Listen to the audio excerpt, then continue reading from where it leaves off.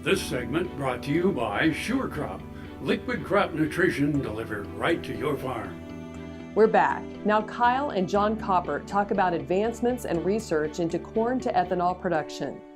Hi, this is Kyle Bauer. I have the opportunity to visit with John Caupert. He's Executive Director of the National Corn-to-Ethanol Research Center in Edwardsville, Illinois. I think a lot of people in Kansas have no idea about this organization, but it has a lot to do with the ethanol plants all over the nation.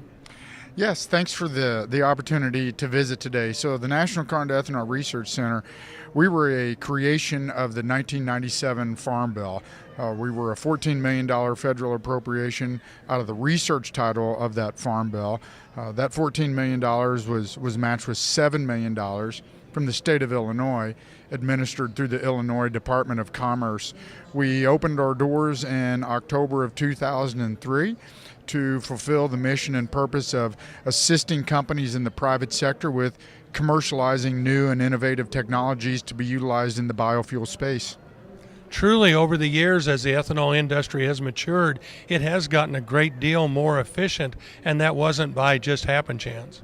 That's a really good point. We commissioned a study back in calendar years 2014 and 2015, and what that study determined was out of the 202 corn ethanol plants that were operating at the time, every single one of those ethanol plants was utilizing at least one product or one technology that had passed through the doors of our facility on its commercialization pathway.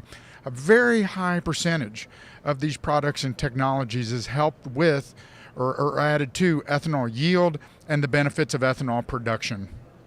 Well, as I looked at the brochure of your plant, when commercial plants, there's huge volumes and huge machinery investments.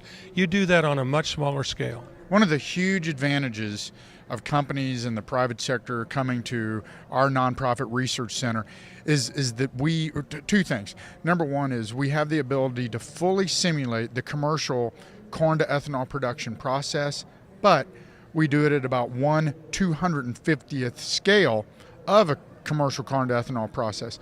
What does that mean for our clientele? What it means is they can fully simulate a process at a fraction of the cost of doing it at the commercial scale. Now, do they bring those ideas to you for you to work on, or do you bring ideas to them to fund? It's a great question, and it's a great point. A fairly high percentage of the time, it's the clientele bringing the ideas to us, bringing the product or the technology or the innovation to us. While we were created by the federal government, we are completely self-funded. About 83% of our funding comes in the form of contractual research that we're doing with companies in the private sector. Again, those are examples of companies bringing ideas, products, technologies to us. But that work is complemented by self-initiated research where we're generating the idea or the concept. You know, and small changes can make huge differences. A 1% increase in output on a 40 million gallon plant is a lot of difference at the end of the year. That's absolutely right. It's all about scale.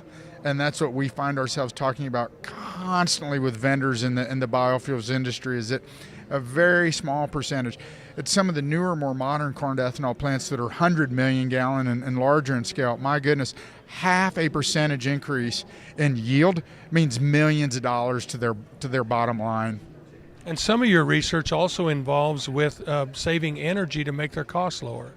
Absolutely does. Absolutely does. We've looked at everything from anaerobic digestion. We've looked at front-end fractionation. We've looked at back-end deoiling. You name it, we've been involved in it. And a major area of emphasis over the years has obviously been on power and energy savings, water utilization, utilization of back-end products in the corn to ethanol process. Yes. We've been visiting with John Caupert. He is the Executive Director of the National Corn and Ethanol Research Center in Edwardsville, Illinois. This is Kyle Bauer reporting. Back to you, Jamie. Thanks, Kyle. Come back after the break for Melissa Brewer, Director of Communications with Certified Angus Beef. KFRM is one of the largest farm radio stations in the nation, dedicated to informing and entertaining rural listeners from northern Oklahoma to southwestern Nebraska. You can catch KFRM in many ways. Of course, 550 on the AM dial, streaming at KFRM.com, or on your smartphone by going to the TuneIn Radio app, or on Ag AM in Kansas on Tuesdays and Facebook every day of the week. KFRM, tune us in. You'll be glad you did.